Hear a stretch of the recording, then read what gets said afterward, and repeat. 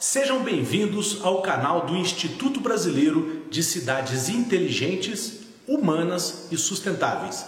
Eu sou André Gomide, esse é o programa Diálogos, com entrevistas semanais sobre o tema. Inscreva-se no canal, curta o vídeo e ajude a gente a divulgar para que chegue até os prefeitos e assim a gente possa transformar as cidades brasileiras nesse século XXI.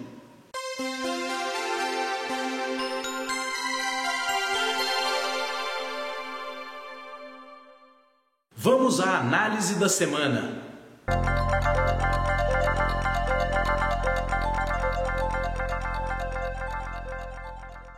Se você quiser saber tudo sobre cidades inteligentes, saber o que nós vamos fazer com as nossas cidades depois dessa quarentena, depois da pandemia, então você tem que seguir o nosso programa Diálogos, porque toda semana a gente vai trazer uma entrevista com alguém que está lidando com isso no dia a dia. Hoje, nesse programa de estreia, nós estamos trazendo o Paulo Medeiro, que é mestre em inteligência artificial pelo MIT e foi durante 10 anos especialista em inteligência da Organização Mundial do Comércio. Para hoje você entender um pouco nessa análise da semana, nós vamos falar rapidamente aqui de quais são os conceitos que a gente trabalha. Nós trabalhamos um conceito que nós chamamos de CHICS, cidades humanas, inteligentes, criativas e sustentáveis. Por que trabalhamos esse conceito? Porque ele abrange a cidade em todas as suas dimensões. Nós temos também uma teoria que é chamada teoria das 5 camadas das cidades inteligentes, que é a teoria que diz que nós temos que trabalhar as pessoas da cidade, o subsolo da cidade, o solo, a infraestrutura tecnológica e a plataforma de internet das coisas com a inteligência artificial. Tudo isso vai ser detalhado durante os programas, no livro que a gente lançou, e você vai poder conhecer a fundo cada uma dessas fases. Para que a gente possa implantar a cidade humana, inteligente, criativa e sustentável, nós desenvolvemos um plano mestre de CHICS. Então ele é um planejamento estratégico, ele é um passo a passo de como você vai implementar a cidade desde o início até o final. E para operacionalizar esse plano mestre, nós bolamos uma plataforma chamada NACI, Núcleo de Ativação e de Sustentabilidade das Cidades Humanas, Inteligentes, Criativas e Sustentáveis. O NACI é um aparelho que se coloca na cidade, pode ser numa escola, pode ser numa universidade, pode ser num parque tecnológico ou até mesmo numa sala da prefeitura, que a prefeitura ceda, né? Eu falei que ele é um aparelho no sentido de ser uma estrutura onde você vai ter laboratórios, você vai ter salas de reunião para que o secretariado, para que o conselho estratégico da cidade, para que a unidade gestora do município possa então operacionalizar aquilo que foi definido no plano mestre. Bom, nós temos a certeza de que fazer uma CHICS, fazer uma cidade inteligente, humana, uma cidade criativa, sustentável, é um processo de longo prazo. E a gente precisa então ter esse plano mestre para garantir que ao longo do tempo esse projeto tenha sustentabilidade, para que nas trocas de prefeitos não se parem os projetos, e temos que ter o NACI, que é aquilo que vai ajudar o prefeito a operacionalizar as CHICS, as cidades inteligentes, na sua cidade. Então acompanhe a gente, não se esqueça de se inscrever no canal, curtir o vídeo, porque dessa forma você vai estar ajudando a gente a divulgar todo esse material, todas essas ideias para os prefeitos do Brasil inteiro, fazendo com que todas as cidades tenham a oportunidade de crescer e avançar nesse século XXI. Fique agora com Carlos Frez, que vai durante 3 minutinhos explicar de maneira sucinta como é que funciona o NACI. Ele criou um PowerPoint bacana e vai falar para vocês como é o detalhe do NACI. Vamos lá agora com Carlos Frez. Bom, pessoal, vamos falar um pouco sobre o NACI. É o Núcleo de Ativação das CHICS. O O NACI ele é a unidade de operação de um plano mestre de cidades inteligentes, o plano mestre das CHICs. Então, CHICs, cidades humanas, inteligentes, criativas e sustentáveis. Quando a gente faz um plano mestre, a primeira coisa que a gente faz no município é criar uma unidade gestora municipal e um conselho de desenvolvimento municipal. E para o NACI, ativar uma equipe que vai operacionalizar as operações, as técnicas do NACI. A fase, então, do NACI começa com ativação. Ativação significa capacitar as pessoas, dar conhecimento, treinar, implantar fisicamente uma unidade NACI. Fazer avaliação dos indicadores para você poder medir como é que a cidade está ou não está no nível de inteligência, fazer algumas viabilidades técnicas e econômicas sobre alguns projetos e, finalmente, começar a implantar esses projetos com foco no que o plano mestre define para o desenvolvimento de uma cidade inteligente. Então, nasceu um espaço físico, efetivamente, um espaço físico. Tem lá uma unidade que está ligada ao espaço urbano, porque muitas das coisas que o NACI faz estão ligadas tecnicamente ao dia a dia do cidadão. E a gente pode dizer que o NACI é estruturado por uma série de estruturas, vamos dizer. Tem um laboratório de fabricação digital, internet das coisas, um laboratório de inteligência artificial, eu tenho um laboratório de simulação de realidade virtual e predição, eu faço avaliação de tecnologia, teste, demonstro, eu tenho dentro do NACI o Centro de Operação, Comando e Controle, a unidade de gestão, a unidade de risco, faço avaliação técnica dentro desse processo, e tenho as tecnologias associadas, inclusive um data center, ou centro de operações que está necessário tecnicamente para poder armazenar dados e informações dentro do NACI. E com isso, a gente trabalha com os problemas municipais. Então, as várias soluções possíveis são analisadas, identificadas, vendo qual é o problema que o município tem e chegando a um caminho de um projeto ou subprojeto para fazer acontecer o município no contexto de cidade inteligente. Dessa forma, participam empresas, participa o cidadão, participam as pessoas e, gradativamente, a gente vai desenvolvendo o plano mestre, que leva mais de 20 anos, mas o NACI já nasce no primeiro ano e já começa a operacionalizar os processos da inteligência, vendo problemas, criando soluções para o município. E a ideia do NACI é que ele se expanda, ele vá se conectando com outros NACIs de outros municípios e, gradativamente, você tem uma complexidade de troca de informações onde algumas soluções criadas por municípios possam atender outros municípios e as que já foram criadas num também possam ser transformadas ou transferidas, se não for útil para um ou outro município. Em suma, isso é o NACI. Agora, a entrevista da semana.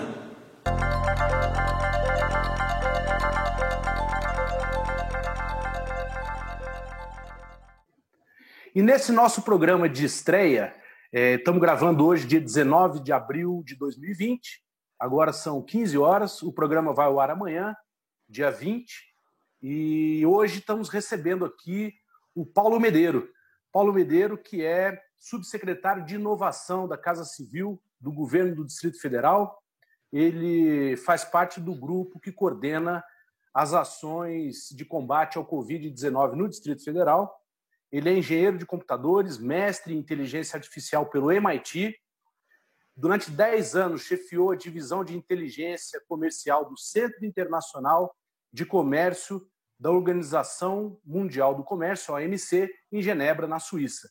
Estamos aqui também o Carlos Frez, que é o nosso vice-presidente executivo, o Beto Pérez, que é o nosso vice-presidente de operações, e que está aí cuidando da operação desse vídeo. Os 4 vão participar, mas eu já vou então direto ao Paulo Medeiro, né? Paulo, para você dar aí o olá para todo mundo e vamos falar um pouquinho sobre essa questão do coronavírus, como é que você que está operando isso no dia a dia está enxergando. Faz aí para a gente uma rápida análise aí de conjuntura, né? E o que você acha que pode acontecer daqui para frente, como é que nós vamos nos organizar, não só em termos de governo, mas também em termos de sociedade, de empresas, de comércio, enfim. Está com você, Paulo, vai lá. André, obrigado aí pela oportunidade, né? Agradecer a você e aos colegas aí que estão participando desse vídeo, né? Então, eu estou no governo do Distrito Federal, tenho participado desse combate a essa pandemia que pegou todo mundo de surpresa. Desde o início das primeiras informações que a gente recebeu sobre esse assunto, eu venho estudando bastante o tema, tenho conversado com muitos especialistas, com a academia, para a gente poder ter uma ideia do que é que nos espera nesse futuro. E escrevi alguns artigos sobre isso. No começo o pessoal assustou um pouquinho, mas quando eu vi que o que esse vírus estava provocando nos países onde tem uma gestão de risco mais bem elaborada, eu imaginei o que isso iria causar no Brasil, que ainda estava bem despreparado, né? A gente tem alguns casos aí como Mariana, Brumadinho, o óleo que veio nas praias, enquanto o Brasil não estava preparado para nenhum tipo de risco desse porte, né? Então, isso me preocupou bastante e conversamos muito no governo do Distrito Federal e o governador tomou logo no início depois do primeiro caso confirmado no DF, a gente já tomou algumas ações que no início o pessoal achou que era exagero, né, que não precisava daquilo, mas com o tempo, com poucos dias, a gente está a 45 dias do primeiro caso, isso demonstrou que essas ações ajudaram muito o DF a não ter uma propagação como em outras regiões ou em outros países. Então, na realidade, ontem o Ministério da Saúde declarou o DF numa situação mais estável, e isso nos permite pensar um pouquinho melhor o futuro, e a gente já vem elaborando alguns planos para poder retomar a economia, mas uma coisa é certa, né? O mundo não vai ser o mesmo depois dessa pandemia. Muita coisa vai mudar na nossa vida, no nosso cotidiano, e as empresas vão ter que se adaptar. E como a gente já conversou muito no ano passado sobre cidades inteligentes, eu acho que mais do que nunca, agora é o momento, sim, de criar cidades mais inteligentes para essa população do futuro. Esse vírus está aí, mas muitos outros virão e muitas outras situações que precisam ser tratadas com agilidade, com velocidade. As cidades precisam de resiliência. Os casos que eu citei aí de Mariana, Brumadinho, que até hoje não tem solução nenhuma, né? A gente precisa realmente trabalhar isso de uma forma melhor.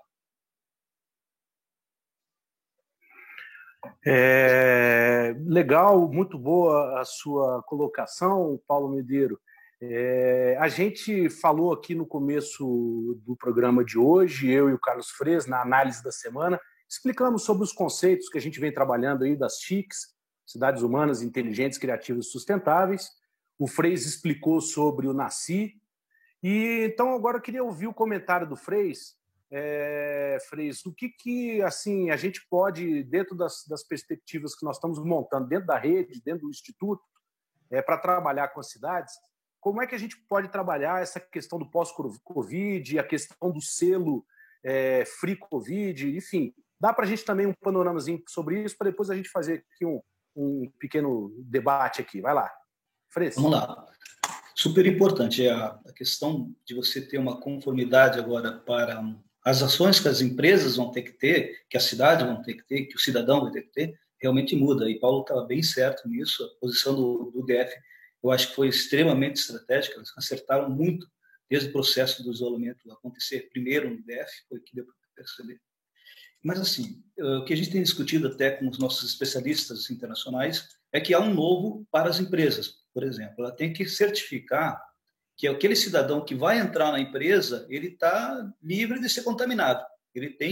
Ela adotou ações para que, quando o cidadão entrar lá dentro, ele se sinta confortável. Então, para o cidadão, para o humano, é essa a questão principal. Então, vem aí alguns critérios novos que a gente está chamando o selo de conformidade não contaminação. Nossos parceiros falaram assim, o selo Covid-free, né? A gente está dando um exemplo aqui do que pode surgir aí para novas empresas. Isso vai ser o normal, né? Então, se uma empresa, por exemplo, não adotar algumas medidas mínimas para precaução, o álcool, higienização, a máscara nesse momento que é super importante, se os funcionários estarem com máscara e o cidadão fica, opa, aqui eu estou correndo risco, eu não vou entrar.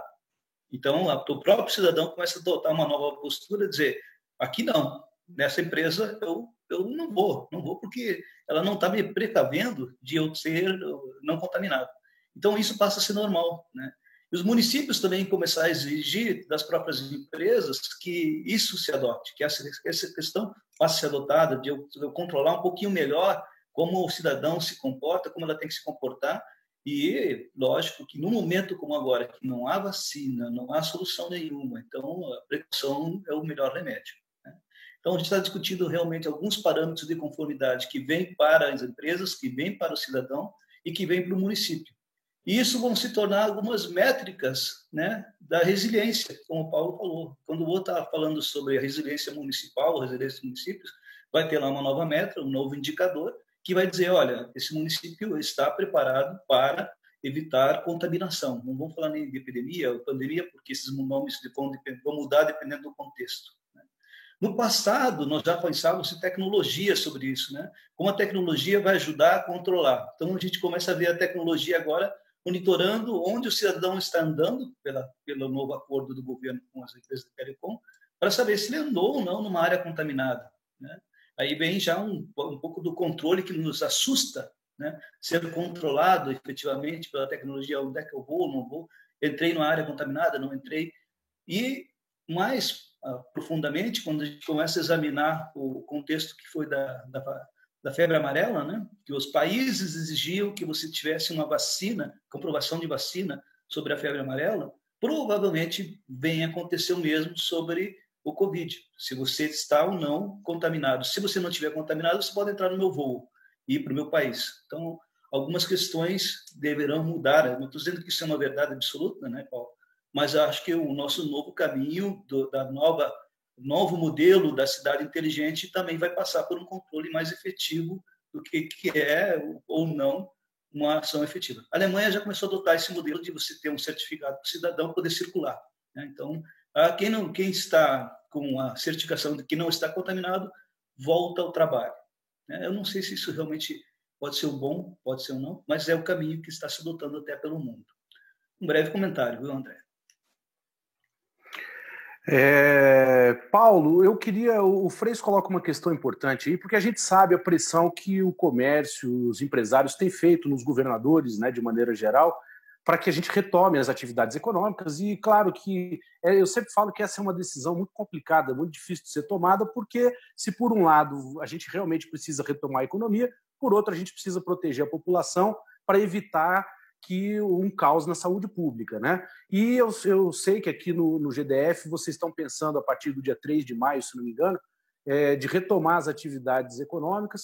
Essa discussão está sendo feita com os empresários, com os comerciantes, para que eles coloquem álcool gel, se organizem para que entre um cliente por vez, coloque tapete na porta higienizado para as pessoas limparem os pés, tanto na entrada quanto na saída, máscaras para os seus funcionários. Isso está sendo pensado aqui no GDF? Como é que está isso?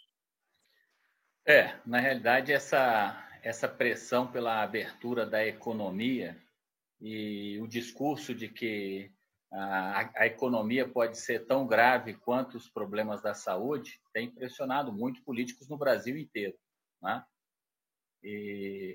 Mas aqui no DF não é diferente. A gente tem conversado muito aí com todas as associações, sindicatos, para a gente poder tentar minimizar esse efeito econômico que, num médio e curto prazo, pode ser realmente bem devastador. Mas a gente fez alguns acordos de uso de procedimentos de higienização mínimos, né?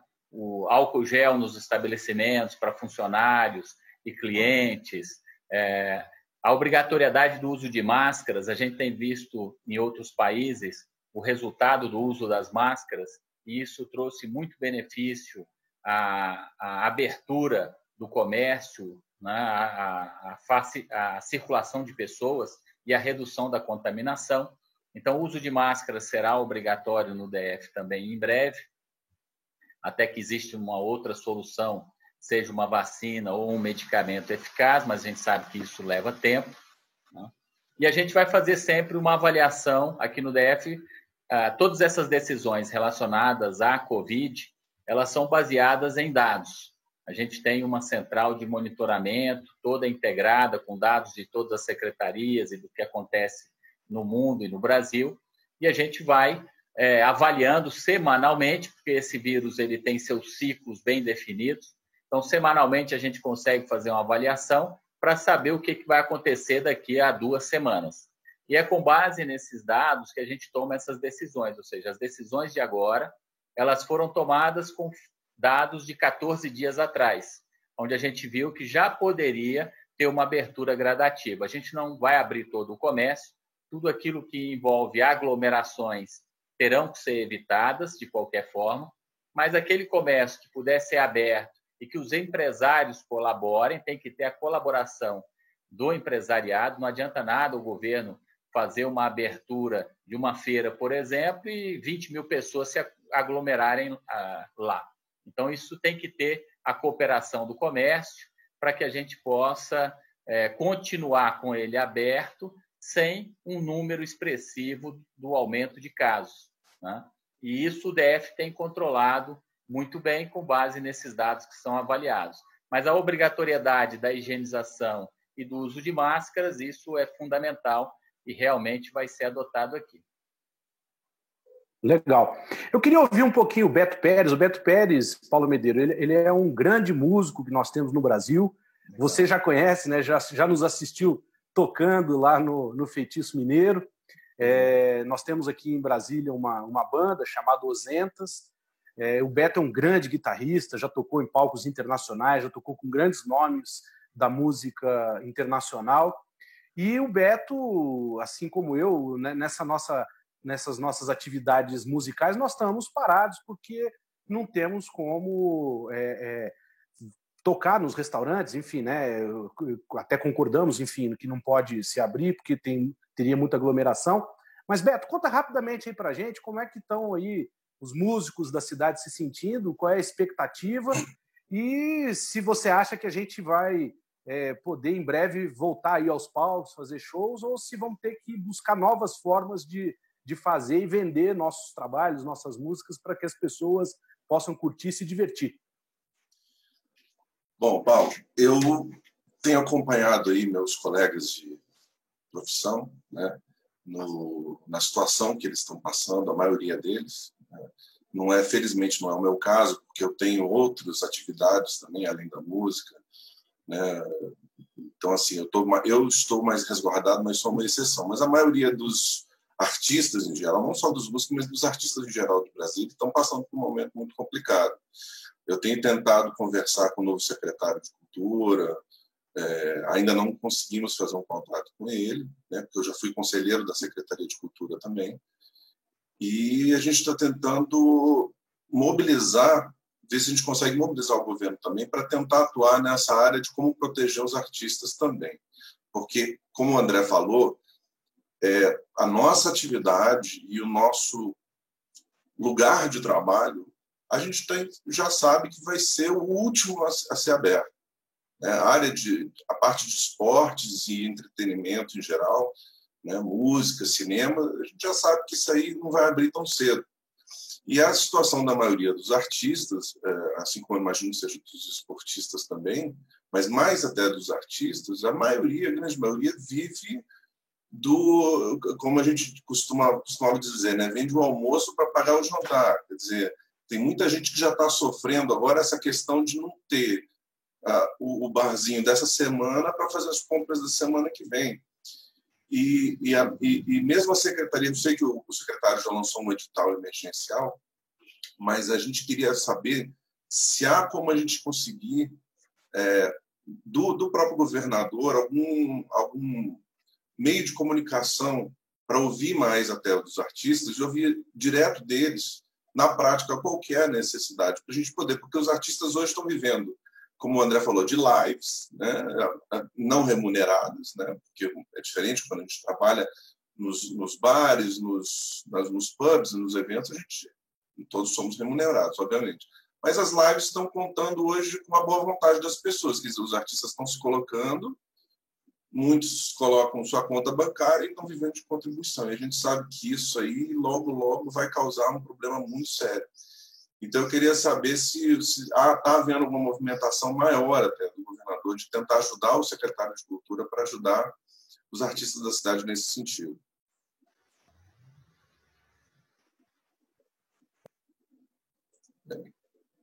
Oi. Quer falar, André? Não, é só para dizer o seguinte, Paulo, é que você, obviamente, não vai poder falar pelo governador sobre isso, mas sobre essa questão da pergunta do Beto, mas eu acho que você pode, não só a questão cultural, mas todas as questões que você já explicou bem aí, mas contextualizar isso um pouco naquela conversa que a gente vem tendo já há algum tempo, né, das cidades se prepararem com seus planos mestres, Sim. De cidades humanas, inteligentes, criativas, sustentáveis, para poder atender essa demanda dos artistas, essa demanda do comércio, essa demanda de todo mundo, focando um pouco aí na questão também desses planos mestres, que é uma coisa que a gente explicou ali, eu e o Freire explicamos na análise da semana e que eu acho que agora a gente pode aprofundar um pouco mais aqui. Vai lá, Paulo, está com você. Sem dúvida. Mas rapidamente aqui, só falando com o Beto, eu acho que nesse momento de quarentena, e acho que esse momento vai se estender por longos prazos ainda, na minha visão, né, pelo que eu tenho visto internacionalmente, eu acho que a cultura vai ser algo fundamental para o dia a dia das pessoas que estão em isolamento, né? É que isso pegou todo mundo de surpresa e a gente ainda não sabe direito o que fazer, né? Eu acho que todo mundo está pensando aí em buscar algumas soluções e o brasileiro é muito criativo, a gente vai sair com boas ideias. Agora, uma coisa é fato, eu hoje mesmo estava um pouquinho com saudade de um barzinho, de uma música ao vivo, pensei nisso hoje e falei, poxa, quando é que a gente vai ter isso novamente? Acho que vai demorar, né? E a gente tem que buscar para esses profissionais alternativas. Agora, melhor do que nós, do governo, são os próprios profissionais a proporem a solução. Acho que tem que buscar aí o secretário de Cultura, é um cara muito aberto, apresentar propostas, ele realmente está precisando e o governador com certeza vai acatar, porque ele quer ajudar aí a todos a saírem dessa crise da melhor forma. Eu acho que a gente precisa mesmo de planos rápidos, elaborar planos mestres para as cidades, mas de uma forma muito rápida, para poder tirar as cidades, num prazo muito curto, de problemas, sejam eles econômicos, sejam eles de saúde, sejam eles de qualquer natureza, porque não vai ser batendo cabeça, e hoje o Brasil vem batendo a cabeça sem saber para onde ir. Eu acho que tem que estruturar esses planos, eu acho que a Chix é um bom caminho, onde a gente possa saber qual é a relação do cidadão com a cidade no futuro, do cidadão com o governo, como isso vai funcionar. Nós vamos ser monitorados, que tipo de monitoramento, vamos jogar a privacidade fora. Tem N discussões aí que precisam ser feitas para dar segurança a todos, né? Não é fato de que esse vírus ainda vai conviver com a gente por longos anos, e fora esse virão outros. Já tem aí mais de 170 variações desse vírus em estudos e já encontraram outras variações. Pode ser que isso aí vire o Covid-20, 21, 22, 23, né? A gente precisa saber como conviver com isso. O único caminho realmente para as cidades brasileiras hoje é um plano bem elaborado, de uma cidade bem qualificada. Ela precisa realmente estar preparada para poder atuar de forma rápida contra os problemas no futuro. Resiliência é algo que as cidades brasileiras não têm, e a gente viu que isso hoje é algo extremamente fundamental. O uso da tecnologia, na verdade dizem que esse vírus vai ajudar a fazer transformação digital no Brasil de uma forma muito rápida, e é verdade, acho que a gente tem que investir nisso. Esses são os caminhos que eu vejo que são fundamentais para o Brasil do futuro. Legal, Paulo. Parabéns aí pelo trabalho de vocês. Eu acho que ontem um amigo meu de São Paulo me perguntou como estava sendo feito o trabalho no governo do Distrito Federal aqui. Eu fiz um grande elogio ao governador Ibanez. Eu acho que ele tem surpreendido muito positivamente a todos nós, mas também tem um craque como você aí ajudando, né, a levantar os dados, que a gente sempre discutiu, que é uma questão muito importante, ter dados, ter informações para que você possa tomar as decisões corretas, né? E isso tem ajudado muito o governador, eu tenho certeza. A gente está indo agora, então, para o final do nosso programa. Para fazer um rápido resumo, a gente, então, tem aí a possibilidade de desenvolver planos mestres de cidades humanas, inteligentes, criativas, sustentáveis em todo o Brasil. Isso vai ser necessário. Nós do Instituto e da rede já preparamos o nosso plano mestre para que possa atuar com essa questão do pós-Covid.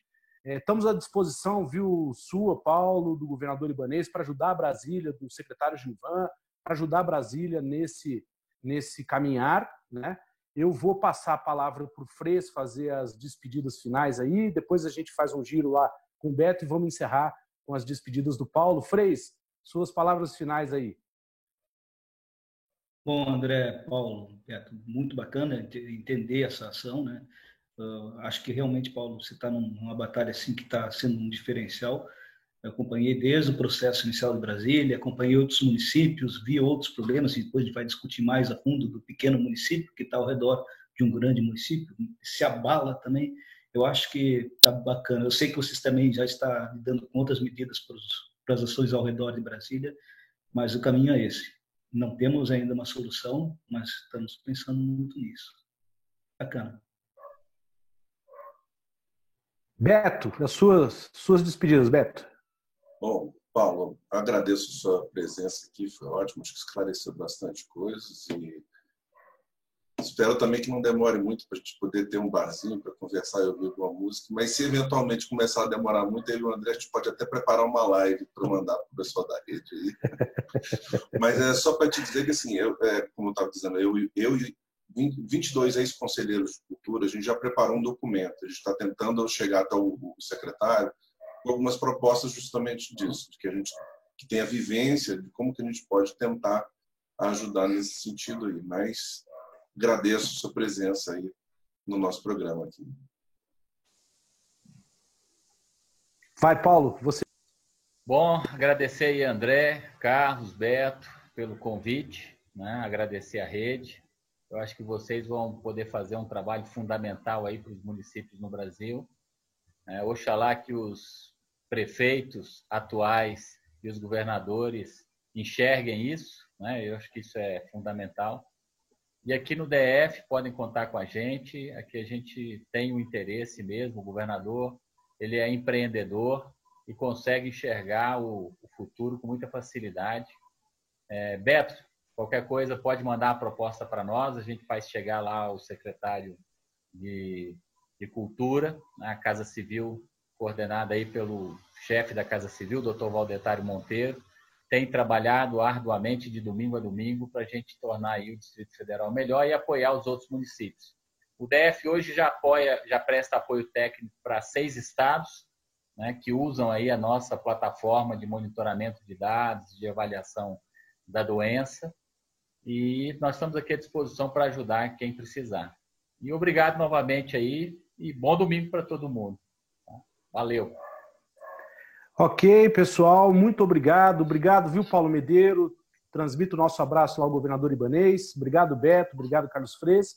E você que nos acompanha, não esqueça de se inscrever no canal, de curtir o vídeo, de espalhar o link aí pelas redes sociais, para que a gente possa ir discutindo com as pessoas de todo o Brasil esses temas que são muito importantes. Eu acho que essa experiência aqui de Brasília, muita gente tem me perguntado, e agora com essa nossa conversa aqui, a gente vai poder mostrar esse exemplo do que está sendo feito aqui para todo o país. Eu acho que é uma coisa bacana, que vai ajudar muito aí os prefeitos e os governadores. Então, agradeço também, bom domingo a todos. Tchau, tchau e até já.